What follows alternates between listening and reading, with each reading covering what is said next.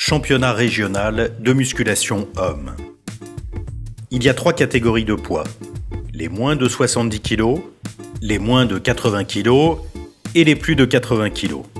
Pour les athlètes seniors, c'est-à-dire ceux qui sont nés en 1982 ou après cette date, et les 3 mêmes catégories de poids pour les athlètes master, ceux qui sont nés en 1981 ou avant cette date. Il y a 3 épreuves à réaliser. L'épreuve bas du corps, l'épreuve puissance et l'épreuve résistance. Un classement est établi pour chaque épreuve. Le classement final est obtenu en additionnant les places obtenues lors de ces 3 épreuves.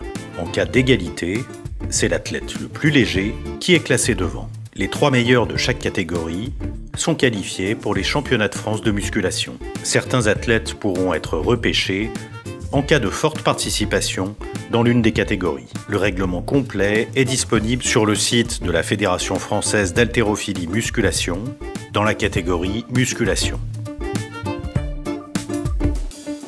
Épreuve bas du corps.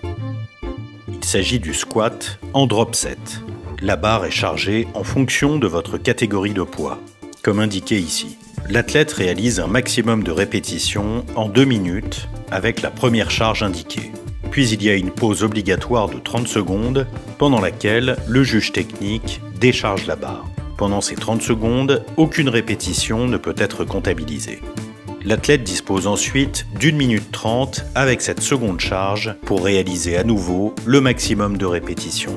C'est le nombre total de répétitions réalisées qui sera comptabilisé pour le classement de cette épreuve.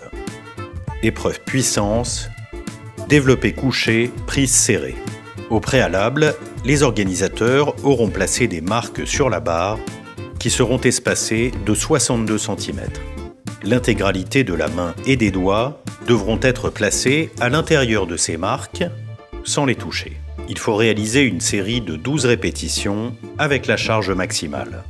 Le classement de cette épreuve est donc établi en fonction de la charge réalisée pour la meilleure série de 12 répétitions. Pendant les 4 minutes d'épreuve, l'athlète peut réaliser le nombre de tentatives qu'il le souhaite. Après une tentative, l'athlète peut soit augmenter la charge pour la tentative suivante, soit diminuer la charge, soit retenter la même barre s'il a échoué sur la tentative précédente. Pour être enregistré, la série doit comprendre 12 répétitions validées. Si une répétition n'est pas validée, l'athlète peut continuer sa série jusqu'à avoir 12 répétitions validées.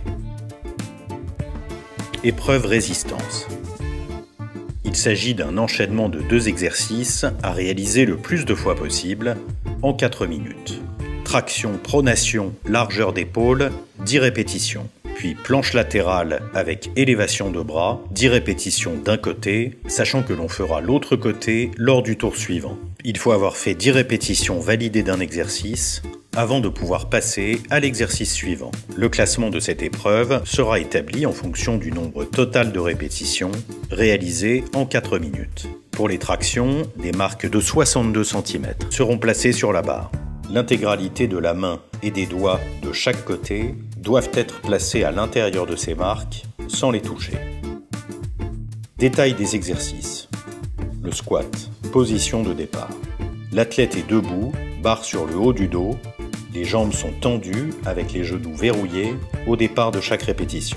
L'athlète descend jusqu'à avoir les hanches à la hauteur des genoux. Principale faute sanctionnée qui entraîne une non-validation de la répétition. Manque de profondeur, c'est-à-dire que les hanches restent au-dessus de la hauteur des genoux. Les genoux ne sont pas verrouillés à la remontée. Développé couché, prise serrée. L'athlète est couché sur le banc, les pieds sont en contact avec le sol, les fesses sont en contact avec le banc. Au départ de chaque répétition, la barre est tenue à bout de bras. Les bras sont tendus avec les coudes verrouillés. À l'arrivée, la barre rentre en contact avec la poitrine. Principale faute sanctionnée. La barre n'entre pas en contact avec la poitrine. Les coudes ne sont pas verrouillés à la remontée.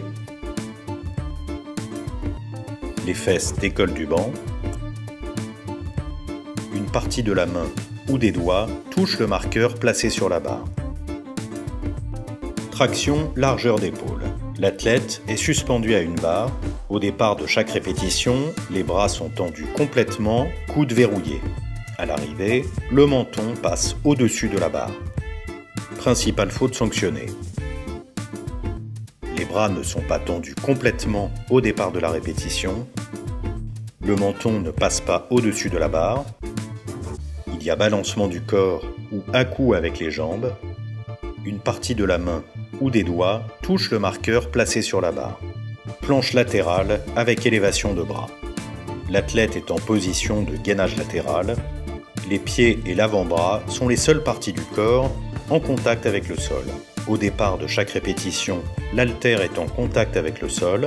À l'arrivée, le bras est tendu, coude verrouillé et la main est à la verticale de l'épaule. Principale faute sanctionnée. Le poids ne touche pas le sol au départ de la répétition. Le bras n'est pas tendu en haut, le coude n'est pas verrouillé. Le bras n'est pas à la verticale. Une autre partie du corps, autre que l'avant-bras ou les pieds, touche le sol. L'athlète ne change pas de côté au tour suivant.